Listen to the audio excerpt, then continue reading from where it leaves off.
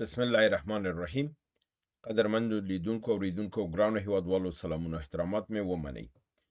نن 14 د اګست کال 2026 چې د یکشنبې ورځ سره سمون خوري ستاسې په خدمت کې حاضر یم. د نن ورځې موضوعات مې ټول نړیوال دي چې دکې د یمن برید پر بل یمن باندې، د یمن برید په عربستان سعودي باندې، همدارنګه د عربستان سعودي برید پر یمن باندې،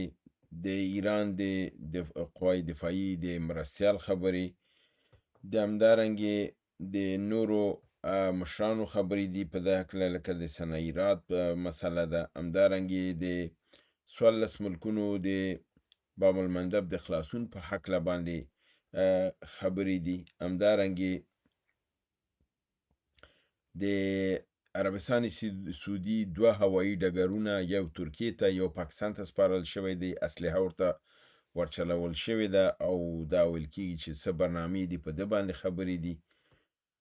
او ډونالډ ټرمپ ادعا کړې ده چې دی به ایران ته ماته ورکړي، تنګ یورمز به ونیسي. کاظم غریب آبادي د ځواب ورکړی دی.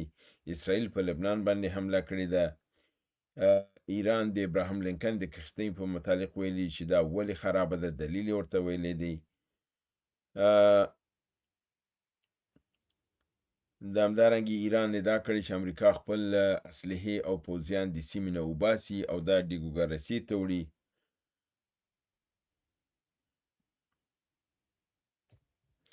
او همدارنګه ځینې واړه او غټ نور خبرونه دي چې ستاسو حضور ته وړاندې کوم. هیله ده چې تر پایه پورې ما سره اوسئ او دا برنامه را سره وګورئ. لومړی خبر زمونږ دا دی چې د تازه حملو کې چې حوثیانو د عربستان سعودي د پټرول په ادارو باندې، یعنی د جیزان په ښار کې د ارماکو په د پټرولو د تصفیې پر دغه برید کړی دی، هغه یې وهلې ده. همدارنګه 6 میزایلونه د اسرائیل د یمن د خوانه د المخا پر بندرګاه باندې ورول شوي دي. 6 راکټونه یا میزایلونه وهل شوي دي. همدارنګه یمن عدن چې د یعنی هغه یمن چې د عربستان سعودي تر حمایت لاندې دی، پر حوثیانو باندې د الجوف په ښار کې برید کړی دی. بالمقابل د یمن د دې غاړې یمن یعنی د حوثیانو یمن په معرب سیمه کې د هرزموت په ښار باندې الته هم برید کړی دی او ورونه کړی دي. په عین حال کې د خلیج د فارس د مسلې لپاره او په سیمه کې د یو نظامی قدرت د جوړېدلو په هکله د 3 ملکونو عربستان، ترکیه او د مصر د بهرنیو چارو وزیرانو سره ناسته شوې ده چې په دې کې د مصر بندر بن عادي، د سعودي فیصل بن فرحان او د ترکیې اکان فیدان سره ناسته کړې ده او د دې د ناستې هغه مشترک خبر رسنیو ته ورکړ شوی دی چې ښایي د ناستې په یو ځای سره په مصر کې خبرې کوي. همدارنګه علي رضا شیخ د ایران د پوځ مرستیال ویلی دی چې د جنگ حالت او نوعیت تغییر کړی دی. ایران پس د دې نه به انتظار ونه باسي، د دې نه چې دښمن به آمادګي نیسي په دی به برید وکړي. په مجرد د دوی احساس وکړي چې دوی ته خطر دی او دوی د برید لاندې دي، دوی به په خپله په هغې یعنی هغه پریمپټیو سټرایک چې ورته وایي، یعنی حمله مقدماتي یا مخکې نه تر مخکې نه حمله یا برید، دا به دوی ترسره کړي او دښمن مخکې دی نه چې دوی ته کوم زیان ورسوي، دوی به د خپل د ځان نه دفاع وکړي. یعنی ایران وایي چې لکه څنګه مې تاسو پرون بله ورځ ویلي چې باقر قالیباف ویلي چې موږ د اوس د دفاعي حالت نه تعرضي حالت ته، هجومي حالت ته تللی سو، یعنی برید کوو، دفاع نه کوو. دا خبره د هغې په تایید ده. همدارنګې یو بل سیاسي دغه وګړي د ایران صنایرات په نامه باندې ویلي دي چې امریکا بیا برنامه لري چې پر ایران کې د جنورۍ د میاشتې چې د سږ په اولو میاشتو کې هلته لاریونونه وشول او په هغې کې ډېر زیات کسان ووژل شول. یو ځلې بیا دغسې یو صحنه او سیناریو برابره کړي تر څو ایران بې ثباته کړي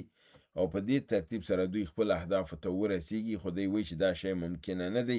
څنګه چې تیر ځلې دوی ماته خوړلې ده، دا ځل به دا ماته وخوري. خو خو دغه یو سناریو ده چې دوی تیاره کړې ده او دوی پروګرام لري چې پر ایران باندې برید وکړي.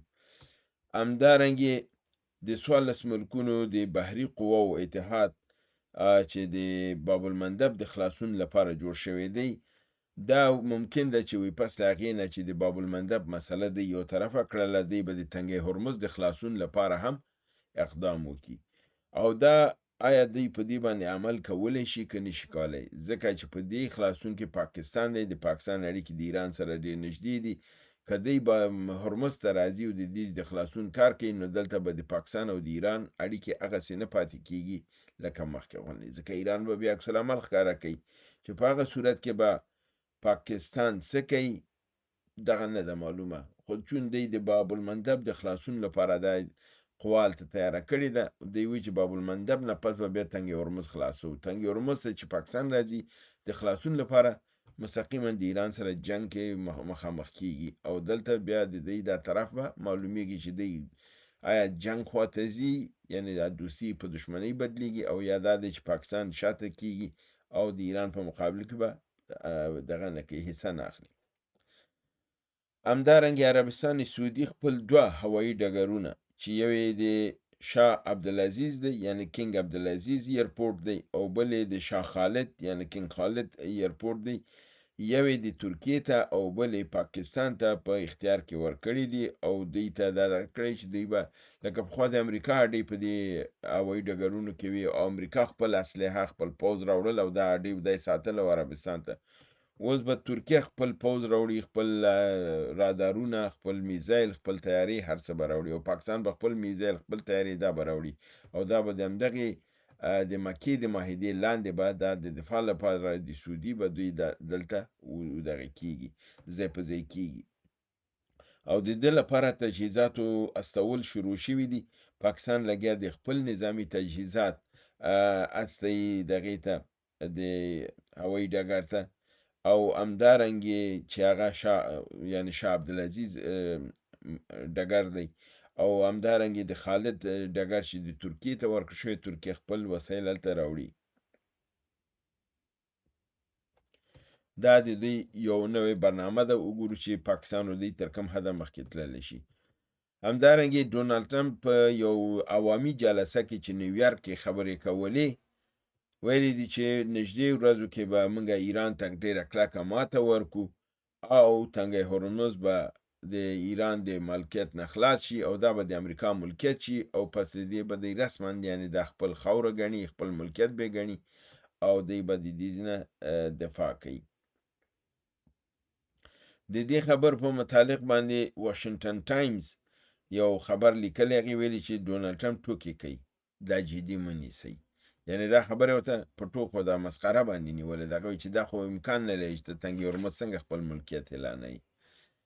همدارنګې کاظم غریب آبادي د بهرنیو چارو وزارت مرستیال په خپل ټویټ کې ویلي دي چې د هیڅ کوم بل ملک په تنګ هرمز باندې کنټرول نه لري، او د دې کاملا کنټرول چې دی دا د ایران په لاس کې دی، او د ایران خاوره ده او ایران ته به پاتې شي. دی ویلي دی کاظم غریب آبادي ویلي چې نه په ټویټ باندې یو خاوره نیول کیږي او نه د تیارو په بمبارد باندې نیول کیږي، بلکې دا ملکیت دی د ایران، او دا به د ایران په دغه کې ملکیت به پاتې کیږي. همدارنګه اسرائیل په جنوبي لبنان باندې برید کړی دی، 11 تنه یې په شهادت رسولي دي او نور زیانونه هم رسولي دي. بل خبر دا دی چې نیویارک ټایمز خبر ورکوي چې د ابراهام لینکن طیاره چې دغه د ابراهام لینکن کشتۍ بیړۍ چې خرابه شوې او پرابلم ورسره شوی او هلته کسان پکې عصبي تکلیف سره مخ شوي دي، اصلا د هغې پرابلم وایي دا دی چې ایران د بحرین فلیټ 5 یا 5 بحري قواو مرکز چې وهلی و چې هلته دا کشتۍ په اسانه تللی شوه یا کوزېدلی شوله یا فرضاً لنګر یې اچولی شو، د هغې د خرابۍ له وجې نه دی لنګر نه شو اچولی، نو ځکه دا په دې اوبو کې در په دره ګرځېدله او دی په دې مریضانو باندې تاثیر کړی، د دې دا ذهني پرابلم ورته جوړ شوی دی.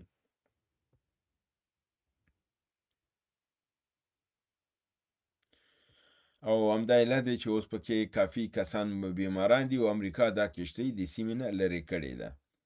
همدارنګه ایران وایي چې که د ایران د بریدونو له ویرې نه امریکا خپل زیات وسایل ډیګو ګاراسي ته منتقل کړي دي او وایي چې دا د فلیټ 5م بحري قواو د مرکز د وهلو نه پس د دې ځینه دوی خپل ټول لوازم چې دي ډیګو ګاراسي ته وړي دي او ممکن ده چې د سیمې د نورو ملکونو خپل جهازونه او دا هم ویسي. خو دې ترڅنګ یو بل وارننګ هم ویل شوی دی چې ګویا امریکا د لپاره خپل پوځ او د سیمې نه وړي چې دا یو پروګرام لري چې پر ایران باندې بعد د اټومي ټکنیکل اټومي برید به کوي، یعنی مکمل اتوم به نه استعمالي خو اټومي اسلحه به استعمالي او د لپاره چې ایران عکس العمل به ډیر جدي او دا قواوي که د سیمه کې اوسي او کشتیګانې د ایران وهي نو اول د دې نه مخکې تر مخکې دا ټوله قواوې ډیګو ګاراسي ته منتقله کړي، دا کشتیګانې به هم د سیمې نه وځي، پس له هغې نه ممکن چې دوی په ایران باندې برید وکړي.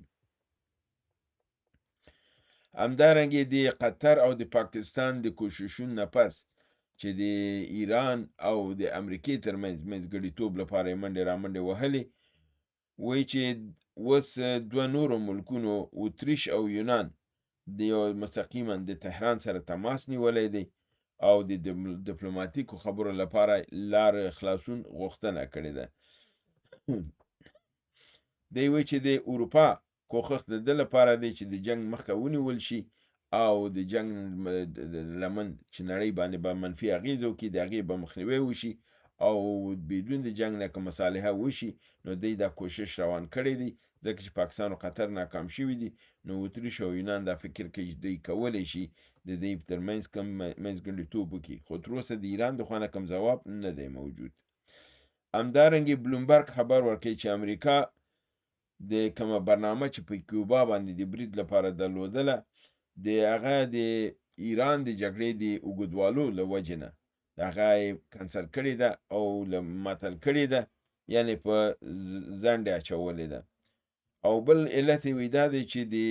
امریکا سره هغه نظامي توان او طاقت اوس نه دی پاتې چې دی وشي کولی چې هم په ایران کې اوسي او هم په کیوبا کې برید وکړي، هلته کې د مشکل سره مخ شي ځکه چې اسلحه او میزایلونه مخ په کمبودی دي. نو دی وایي چې اول د ایران سره دا موضوع یو طرفه شي او که ایران په جنگ باندې ونه شي نو د ایران دوی به په حساب تحریمونه او اقتصادي فشار به پرې راوړي تر څو ایران د دوی خبرې ومني. په همدې حالت کې د دوی دا پروګرام جوړ کړی دی چې د کیوبا سره به هم د دوی دا دغه چې دوی په کیوبا اوس برید نه کوي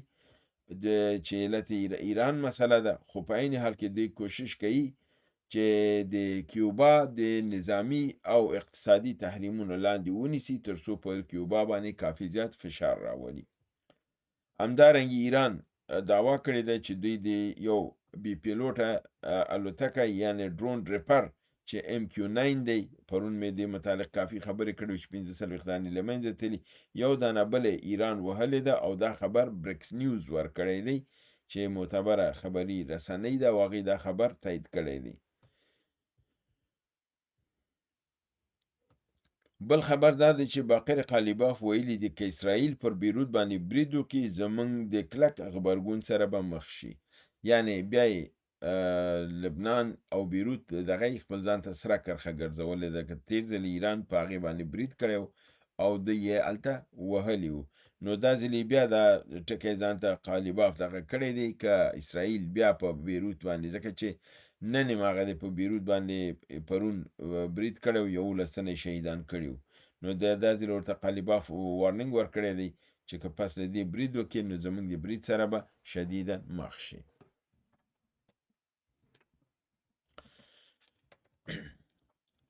په همدارنګې د 40 د اسد په افغانستان کې ولمانځل شو، خلکو په خوشحالۍ پکې ګډون وکړه، په ټولو ولایاتو او ښارونو کې خوشحالیګانې وي، اتڼونه او د امریکا د ناکامۍ او د اسلامي امارت د راتګ لپاره خلکو خوشحالي او خوښي اظهار کړې ده. در عین حال په بدخشان کې د هغه اختشاشان یا باغي ډلو چې د نظام مقابل کې ودرېدلي هلته د اسلامي امارت د اتلانو جګړه روانه وه او بریدونه یې خپل کړي دي او نن ټوله ورځ جګړه روانه وه. د هغې نتایج او دا لا میډیا ته نه و راغلي، خو ځینو دوستان چې هلته موجود وو هغوی دا وویلې چې جګړه روانه ده او ښه په شدت سره. تېره ورځ هم وه، نن هم وه،